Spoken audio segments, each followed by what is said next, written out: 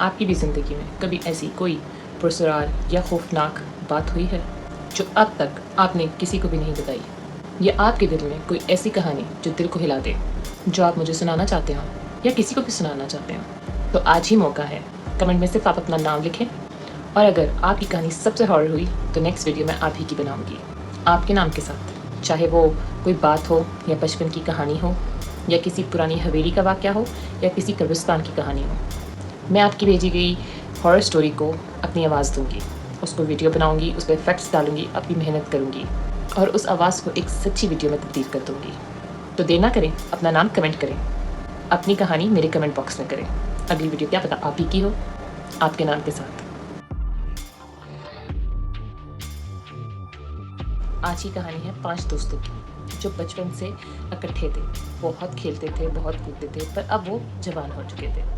जवान होकर उन्होंने एक चैनल बनाया, अपना यूट्यूब चैनल। उस पर वो वीडियोस डालते थे, व्लॉग्स बनाते थे, कभी कहाँ जाते थे, कभी पहाड़ियों पे, कभी कब्रिस्तान, कभी कहाँ कहाँ जाके वो भी वीडियो बनाए। ये 5 दोस्त थे। पहला आगे, हमेशा दूसरों की हिफाजत करने वाला, दूसरों को सपोर्ट करने वाला, खुद अपने खौफ से हमेशा भागता रहा, बाहर से मुस्कुराने वाला पर अंदर ही अंदर बहुत से राज रखने वाला आरिफ को हकीकतों की तलाश का जुनून था। आरिफ वही था जिसने मंसूरा हवेली का भी सुराख लगाया था। होशियार, तेज दिमाग, हर किसी को वो बहुत जल्दी पहचान जाता था। अली मजाक उड़ाता था और किसी बात पर यकीन भी नहीं करता था। हर चीज़ को झूठ या ड्रामा समझता था।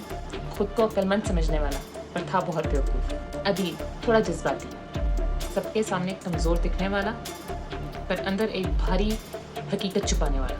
यासिर छोटे बच्चों की तरह दिल का साफ हंसने वाला। उनके यूट्यूब पे एक मैसेज आता है कि अब आप लोगों की नेक्स्ट स्टोरी जो होगी हमारी तरफ होगी। आरिफ वो मैसेज पढ़ता है और हंसता है कि मैं किसी भूत पे यकीन नहीं करता, ये सब ड्रामा होता है। मैसेज था उनके कमेंट बॉक्स में आया हुआ था, मंसूरा की हवेली। अपनी अगली वीडियो आप सब अब वहाँ बनाएं अगर आप लोगों को डर नहीं लगता। अली डर गया और खूब ज़्यादा लहजे में कहने लगा कि मैंने सुना है उस हवेली के बारे में, जो वहाँ जाता है वहाँ से वापस नहीं आता। अदील हंसते हुए कहने लगा, आज रात को इसकी भी हकीकत पता चल जाएगी। यासिर ने कहा, चलो चलते हैं सारे मिलकर। रात के 12 बज रहे थे जब ये 5 दोस्त किसी पुरानी सी गाड़ी में निकलते हैं। आकिब, आरिफ, अली, अदील और यासिर। वो 5 जिन भूत पे बिल्कुल यकीन नहीं करते थे, हंसते थे कि शायद लोग पागल हैं। इन 5 का इरादा बना हुआ था जाने का। 5 निकल भी गए थे उस हवेली को देखने के लिए। देखने निकल गए थे कि आखिर ऐसा क्या है उस हवेली में जो सदियों से बंद है। बहुत सुना है उस हवेली में रात को लाइट्स ऑन होती हैं, कुछ आवाज़ें आती हैं। सुना है वहाँ जो जाता है वापस नहीं आता। ये लोग आपस में यही बातें कर रहे थे। सब बातें कर रहे थे। आखिर बस 10 मिनट के बाद हम उसी हवेली के बाहर होंगे। जैसे ही वो उस हवेली के बाहर 5 पहुँचे, हवेली का दरवाज़ा आहिस्ता आहिस्ता करके खुलना शुरू हुआ। वहाँ से उन लोगों को ऐसा भी महसूस हुआ कि कोई साया गुजरा है, उसके बाद ही दरवाज़ा खोला। पर तब उन लोगों ने इग्नोर किया और वो आगे बढ़े। हवेली के दरवाजे से जैसे ही वो अंदर पहुँचते हैं, हवेली बिल्कुल सुनसान थी, बिल्कुल खामोश। ऐसी ठंडी हवा चल रही थी जैसे पता नहीं वहाँ क्या हुआ। फर्श गंदा मिट्टी से भरा हुआ था, पर्दे फटे हुए थे, वहाँ की जितनी भी लाइट्स थे, लैंप्स थे, वो टूटे हुए थे। जैसे ही वो लोग ये सब चीज़ें नोट कर रहे थे, पीछे से दरवाज़ा ज़ोरदार से खुद बंद हो गया। अदील पीछे मुड़ा। अदील ने आवाज़ दी, कौन है यहाँ जिसने दरवाज़ा बंद किया है? अंदर से सरगोशी महसूस हुई, जैसे कोई उनका वेलकम कर रहा है, जैसे कोई उनको कह रहा है खुशामदीद। जैसे ही वो अंदर जाते हैं, उनको एक कमरे का दरवाज़ा नजर आता है। वो दरवाज़ा खोल के उस कमरे में जाते हैं। जैसे ही कमरे में जाते हैं, उधर एक तस्वीर लगी हुई होती है 5 दोस्तों की। 5 दोस्त की तस्वीर बिल्कुल आकिब, आरिफ, अली, अदील और यासिर जैसी थी। उनमें से अली बोलता है कि यार इनकी तस्वीर बिल्कुल हम जैसी क्यों लग रही है। एक दराज से आरिफ को एक ख़त मिलता है। उस खत में लिखा होता है कि वापसी का दरवाज़ा सिर्फ उसके लिए खुलता है जो अपना सच को कबूल करता है, बाकी सब इधर कैद हो जाते हैं। जैसे ही बहुत तेज़ उनको चीख की आवाज़ सुनाई देती है, वो सारे दोस्त पीछे मुड़ के देखते हैं। ये चीख वहीं से आई थी जहाँ से वो इंटर हुए थे। पीछे मुड़ के देखते हैं तो आदिल गायब होता है।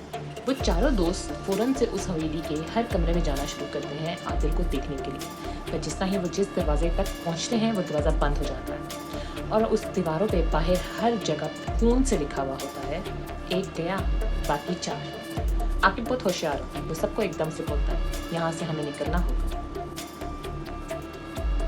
तभी अली को अपनी दादी की आवाज़ आती है। जो कई साल पहले फौत हो चुकी थी। अली को आवाज़ आती है अपनी दादी की, और दादी अली को कह रही होती है, तुमने मुझे कहा था कि तुम मेरे पास आओगे, पर तुम आए नहीं। उधर ही आरिफ को एक आईना मिलता है जिसमें आरिफ का ही अक्स होता है। आरिफ हंसता नहीं है, पर आईने में आरिफ मुस्कुरा रहा होता है। उधर ही अचानक से आईने से ही एक अक्स निकला और आरिफ को अपने साथ ले गया। अब सिर्फ 3 दोस्त रह गए थे, आकिब, अली, यासिर। उधर ही अली एक बात बोलता है अपने दोस्तों को कि हाँ, मुझे लगता है यहाँ पे हम सब अलग अलग हो रहे हैं, तभी सब जा रहे हैं। ये हवेली हमें अलग करके मांगती है। आकिब वहीं कहता है, हमें माजी के सच का सामना करना होगा। यासिर बहुत ज़्यादा घबराया होता है। वहाँ से यासिर को किसी की आवाज़ आती है, जैसे कि कोई उसे पुकार रहा हो, कोई छोटा सा बच्चा। यासिर, यासिर, यासिर। यासिर उस कमरे तक चला जाता है उस बच्चे की आवाज़ सुन के, और वो कमरा फ़ौरन से यासिर को अपने कब्जे में कर लेता है। पीछे बच गए आकिब और अली। आकिब एक कमरे में पहुंचता है और अपनी आंखें बंद करके कहता है, मैं मानता हूँ मैं अपनी दोस्त की मौत का जिम्मेदार हूँ। मैंने ख़ुद को कभी गलत नहीं ठहराया, ये मेरी गलती है। दरवाज़ा एकदम ज़ोरदार से खुलता है और आकिब को बाहर का रास्ता नज़र आता है। अली कहता है, मुझे भी कहना होगा, मैंने अपनी छोटी बहन की बातों को नज़रअंदाज किया था। वो बोलती रही थी कि दादी नहीं रहेगी, आ जाओ, पर मैंने उसकी सुनी नहीं थी। लेकिन उधर ही अली की आवाज़ कट जाती है। अली की आंखें सफ़ेद हो चुकी थी। हवेली ने अली को अपने काबू कर लिया था।